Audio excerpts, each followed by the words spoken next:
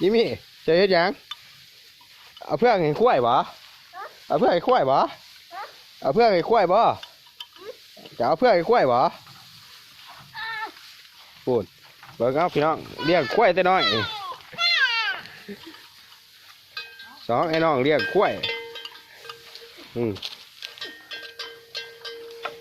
มันสิอิ่มบ่ล่ะมีบ่ไปเอามาอีกคอยลุกมาเลยลายพูด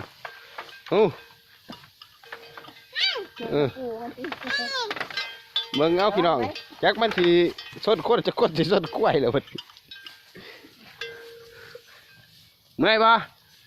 เพื่อให้ควายฮะเมื่อยบ่เพื่อให้ควายฮะเอาอีกวะฮะ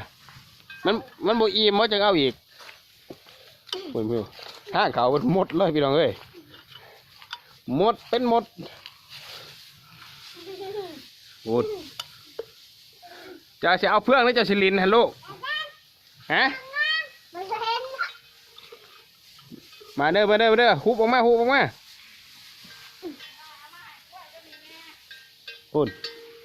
ให้ยินว่าแมวมอกเอิ้นหั่นเอาเพื่องไว้ให้ควายฮะ